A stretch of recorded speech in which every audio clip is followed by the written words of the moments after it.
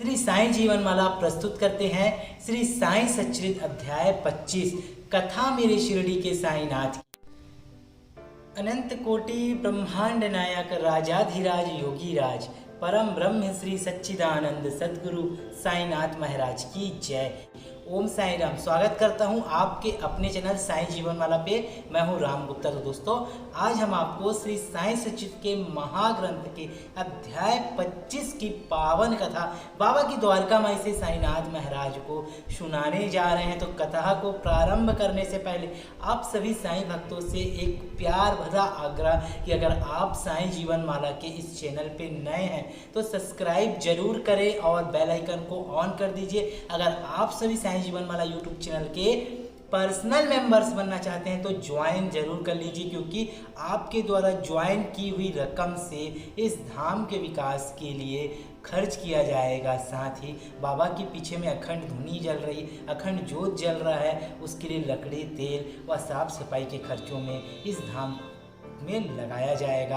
और आप लोग अगर अपने जीवन में परेशान है, कष्ट बहुत ज़्यादा है, तो आप जब साईं सच्चित के इस महाग्रंथ का पाठ को सुनना चालू करते हैं तो प्रार्थना कीजिएगा कि बाबा, हम आपके इस महाग्रंथ का पाठ को श्रवण करने जा रहे हैं। आपसे सिर्फ यही आग्रह करते हैं साईं कि जैसे आपने शिरडी में लीला रचाई थी, जैसे आपने वचन दिए थे कि जो जन शिरडी आएगा आपद दूर भगाएगा, चढ़े समाधि की जो सीढ़ी, पैर तले वो दुख की पीढ़ी, वह चमत्कार बाबा पुनः दिखाओ। क्योंकि अभी आपका दरबार लॉकडाउन के चलते बंद है बाबा, हम आपकी कथा आपको श्रवण करा रहे हैं, सुना रहे हैं, तो हमारी भी परेशानियों को दूर कर, हमारे जीवन में कष्ट को खत्म कर बाबा, सुख शांति और समृद्धि लाओ बाबा, और संसार में फैली इस महामारी को नष्ट करो बाबा। और आप लोग एक काम अवश्य कीजिएगा, जिस तरह विद्या बांटने से बढ़ती है, उसी तरह अगर आप श्री साईं सच्चित के इस महाग्रंथ के पाठ के वीडियो को अधिक से अधिक और भक्तों को प्रेषित करेंगे, शेयर करेंगे, तो उनके ऊपर भी बाबा की कृपा प्राप्त होगी और आपका पुण्य प्रबल होगा, क्योंकि आपने बाबा की लीलाओं का बखान और लोगों से भी कराया और लोगों को भी सुनाया। और अधिक से अधिक लोगों से इस चैनल को सब्सक्राइब जरूर करें। तो चलिए शुरुआत करते हैं श्री साईं सच्चित के महाग्रंथ के अध्याय 25 की।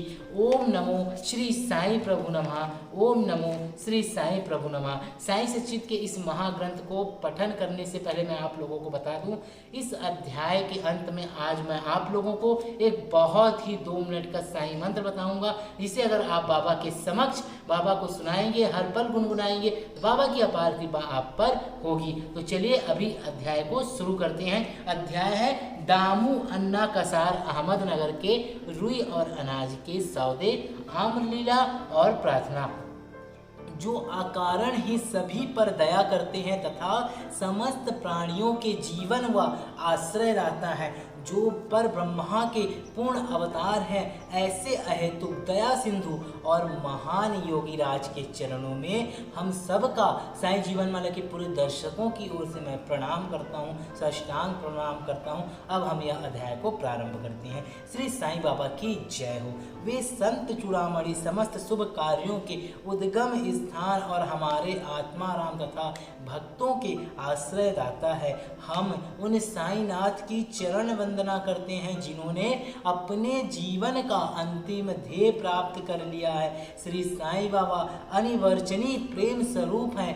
हमें तो केवल उनके चरण कमलों में दृढ़ भक्ति ही रखनी चाहिए। जब भक्त का मन विश्वास दृढ़ और भक्ति परिपक्व हो जाती है तो उसको मनोरथ भी शीघ्र ही सफल हो जाता है। जब हेमंत पंत को साईं सच्चित तथा साईं लीला को रचने की तीव्र उत्कंठा हुई तो बाबा ने उन्हें तुरंत ही पूर्ण कर दी और उन्हें स्मृति पत्र इत्यादि रखने की आज्ञा हुई। तो हेमंत पंत में स्फूर्ति, बुद्धिमता, शक्ति तथा कार्य करने की क्षमता स्वयं ही आ गई। अगर आप बाबा की भक्ति करते हैं, पूजा करते हैं, आप कोई भी अच्छा काम करने के लिए आप बाबा को पहले बताते हैं, स्मरण भी करते हैं, तो ऑटोमेटिक आप में शक्ति आएगी और बाबा की कृपा मिलेगी और आप ऑटोमेटिक उस काम को अत्यधिक जल्दी से कर देंगे और बाबा उसमें आपकी पूर्ण सहायता करेंगे। वे कहते हैं कि मैं इस कार्य के सर्वदा अयोग्य होते हुए भी श्री साईं के शुभ आशीर्वाद से इस कठिन कार्य को पूर्ण करने में समर्थ हो सका हूँ। फलस्वरूप यह ग्रंथ श्री साईं सच्चिद आप लोगों को उपलब्ध हो सका, जो एक निर्मल स्रोत या चंद्रकांत मणि के ही सदृश है, जिससे सदैव साईं लीला रूपी अमृत झरा करता है, ताकि आप सभी का उसको हम पान करा सके। जब भक्त पूर्ण अंतःकरण से श्री साईं बाबा की भक्ति करने लगता है तो बाबा उसके समस्त कष्टों और दुर्भाग्यों को दूर कर स्वयं इसकी रक्षा करते हैं। और अहमदनगर के श्री दामोदर सांवला राम रासने कसार की निम्नलिखित कथा उपयुक्त कथन की यहाँ पर पुष्टि करती है। आप लोगों को बता दूं, अगर आप बाबा का व्रत रहते हैं, जी हाँ, साईं बाबा के व्रत रहते हैं अगर आप सभी, तो आप व्रत के दिन आप लोग एक रेड कलर की बुक आती है उसे पढ़ते होंगे, उसकी जगह में अगर आपके पास हो सके तो श्री साईं सच्चरित की कथा को पढ़ो, क्योंकि यह बाबा का सत्य और सत्यता का प्रमाण और जीवत स्वरूप सच्चरित लिखा हुआ है, जिसे हेमंत पंत लिखा था। और यह कथा बहुत ही पतित और पावन है। तो आप जब तक व्रत रहते हैं तो आप सच्चरित का पठन करें व्रत कथा के दिन भी। और आप अधिक कष्ट से परेशान हैं तो गुरुवार से गुरुवार बाबा की सच्चरित को पूर्ण करें, बाबा की अपार कृपा होगी। हम इसका भी एक वीडियो आप लोगों को समक्ष बना के बताएंगे कि कैसे आपको साईं सच्चरित का गुरुवार से गुरुवार तक का आपको पाठ करना है। तो चलिए आगे की कथा का हम बताते हैं। दामू अरला पाठ को आपको स्मरण होगा कि इस महाशय का प्रसंग हमने 6वें अध्याय में शिरडी के रामनवमी उत्सव के प्रसंग में आ चुका है। ये लगभग सन 1995 में शिरडी पधारे थे, जब रामनवमी उत्सव का प्रारंभ ही हुआ था। और उसी समय एक जरीदार बढ़िया ध्वज इस अवसर पर भेंट करने तथा वहाँ एकत्रित गरीब भिक्षुओं को भोजन कराया जाता था। रुई का सौदा के विषय में यहाँ पर जो चर्चा है हम आपको बता देते हैं। एक बार क्या हुआ, दामू अरला जो बाबा के परम भक्तों में से एक थे, बम्बई से उनके एक मित्र ने उन्हें चिट्ठी लिखा कि उनके साथ साझेदारी में रुई का सौदा वह करना चाहता है, जिसमें लगभग 2 लाख रुपयों के लाभ होने की आशा है। सन 1936 में नरसिंह स्वामी को दिए गए एक वक्तव्य में रामू अन्ना ने बतलाया कि रुई के सौदे का यह प्रस्ताव बम्बई के एक दलाल ने उनसे किया था। ध्यान दीजिएगा कि बाबा ने एक भक्त को कैसे बचाया था। तो एक दलाल ने उनसे रुई का सौदा करने की पेशकश की थी, जो कि साझेदारी से हाथ खींचकर मुझ पर ही सारा भार छोड़ने वाला था। भक्तों के अनुभव भाग 11 पृष्ठ 75 के अनुसार यहाँ पर लिखा है कि दलाल ने लिखा था कि धंधा अति उत्तम है और हानि की कोई आशंका नहीं है। ऐसा स्वर्णिम अवसर को हाथ से न खोना चाहिए। दामू अन्ना के मन में नाना प्रकार के संकल्प विकल्प उठ रहे थे, परंतु स्वयं कोई निर्णय करने का साहस वे नहीं कर सके। उन्होंने इस विषय में कुछ विचार तो अवश्य कर लिया, परंतु बाबा के भक्त होने के कारण पूर्ण विवरण सहित एक पत्र सामा को लिख भेजा, जिसमें बाबा से परामर्श प्राप्त करने की प्रार्थना की। यह पत्र सामा को दूसरे दिन ही मिल गया, जिसे सामा ने दोपहर के समय मस्जिद में जाकर उन्होंने बाबा के समक्ष रख दिया। सामा ने बाबा से पत्र के संबंध में पूछताछ की। उत्तर में सामा ने कहा कि अहमदनगर के दामू अन्ना कसार आपसे कुछ आज्ञा प्राप्त करने की प्रार्थना कर रहे हैं। बाबा ने पूछा कि वह इस पत्र में क्या लिख रहा है और उसने क्या योजना बनाई है। मुझे तो ऐसा प्रतीत होता है कि वह आकाश को छूना चाहता है। उसे जो कुछ भी भगवत कृपा से प्राप्त है वह उसमें संतुष्ट नहीं है। अच्छा, पत्र पढ़कर सुनाओ। सामा ने कहा, जो कुछ आपने अभी कहा वही तो पत्र में लिखा हुआ है देवा।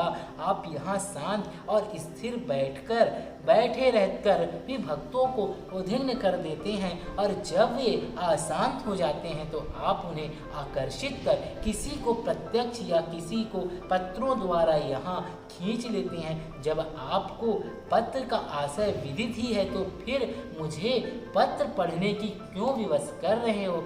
बाबा कहने लगे कि सामा, तुम तो पत्र पढ़ो, मैं तो ऐसे ही अनाप शनाप बकता हूँ, मुझ पर कौन विश्वास करता है। तब सामा ने पत्र पढ़ा और बाबा उसे ध्यानपूर्वक सुनकर चिंतित हो कहने लगे कि मुझे ऐसा प्रतीत होता है कि सेठ दामू अन्ना पागल हो गया है। उसे लिख दो कि उसके घर किसी वस्तु का अभाव नहीं है, इसलिए उसे आधी रोटी में ही संतोष कर लाखों के चक्कर से दूर रहना चाहिए। सामा ने उत्तर लिखकर भेज दिया, जिसकी प्रतीक्षा उत्सुकता पूर्वक दामू अन्ना कर रहे थे। पत्र पढ़ते ही लाखों रुपए के लाभ होने की जो उनकी आशा था उस पर पानी फिर गया। उन्हें उस समय ऐसा विचार आया कि बाबा से आज्ञा कर उन्होंने भूल की है, परंतु सामा ने पत्र में संकेत कर दिया था कि देखने और सुनने में फर्क हुआ करता है, इसलिए श्रेष्ठ कर तो यही होगा कि स्वयं शिरडी आकर बाबा की आज्ञा प्राप्त करो। बाबा से स्वयं अनुमति लेना उचित समझकर वे शिरडी आए। बाबा के दर्शन कर उन्होंने चरण सेवा की, परंतु बाबा के सम्मुख सौदे वाली बात करने का साहस वे ना कर सके। उन्होंने संकल्प किया कि यदि उन्हें कृपा कर दी तो इस सौदे में से, अगर उन्होंने साईं ने कृपा कर दी तो इस सौदे से कुछ लाभांश बाबा को अर्पण कर दूंगा। यद्यपि यह विचार दामू अन्ना अति गुप्त रीति से मन में कर ही रहे थे, तो बाबा तो त्रिकालदर्शी से क्या छिपा रह सकता है। बालक तो मिष्ठान मांगता है, परंतु उसकी माँ उसे कड़वी औषधि देती है, क्योंकि मिठाई स्वास्थ्य के लिए हानिकारक होती है और इस कारण वह बालक के कल्याण उसे समझा बुझाकर कड़वी औषधि पिला दिया करती है। बाबा एक दयालु माँ के समान थे। वे अपने भक्तों का वर्तमान और भविष्य जानते थे, इसलिए उन्होंने दामू अन्ना की मन की बात जानकर कहा कि बापू, मैं अपने को इस संसारिक झंझटों में फंसाना नहीं चाहता। बाबा की अस्वीकृति जानकर दामू अन्ना ने यह विचार त्याग दिया। देखा आपने, बाबा को भी एक भक्त ने रुई के सौदे में जो लाभ होगा बाबा को देने का तक यहाँ तक पेशकश कर दी अपने मन में। बाबा तो सब जानते हैं, बाबा सब पता है बाबा को कि क्या गलत है क्या सही। बाबा ने आदेश दिया कि वह सौदा नहीं करना है। तो आप लोगों से भी एक ही आग्रह कि जितना भगवान आपको दिया है उतने में ही संतुष्ट रहने की कोशिश करें। अगर चादर छोटा है तो उतने में पैर फंसा ले, ज़्यादा करोगे तो फट जाएगी चादर। इसलिए संतुष्टि दिल में लाओ, संतुष्टि मन में लाओ। ज़्यादा की लालच में हम गलत राह में ही चले जाते हैं और फिर बाद में पछताते हैं। कहते हैं ना, अब पछतात होत का जब चुड़िया चुग गई खेत। साईं सच्चिद के महाग्रंथ के 25 अध्याय की पावन कथा अभी जारी है। अगले वीडियो में हम इसे पूर्ण करेंगे। आप बने रहें साईं जीवन माला के साथ। और आपके जीवन में भी कोई कष्ट परेशानी है तो आप सभी कमेंट में अपना नाम लिख दीजिएगा और अधिक से अधिक इस वीडियो को शेयर करें लोगों में, ताकि विद्या बांटने से बढ़ती है। बाबा के ग्रंथ का प्रसार प्रचार आप करेंगे, शेयर करेंगे तो आप पर बाबा की अपार कृपा होगी। मैं यही प्रार्थना बाबा की द्वारका माई से करता हूँ। आप लोगों को साईं का वह मंत्र बता देता हूँ। चलिए थोड़ा सा समय लूँगा और बता देता हूँ बाबा का वह मंत्र, जिसे आप जब भी समय मिले बाबा के समक्ष गाइएगा। चलिए शुरुआत करते हैं। साईं नारायण नारायण नारायण, साईं नारायण नारायण नारायण, साईं नारायण साईं नारायण, साईं नारायण साईं नारायण, साईं नारायण नारायण नारायण, साईं नारायण नारायण नारायण। तो इस मंत्र को आप जब भी समय मिले गुनगुनाएं, बाबा की कृपा प्राप्त होगी। ओम शांति।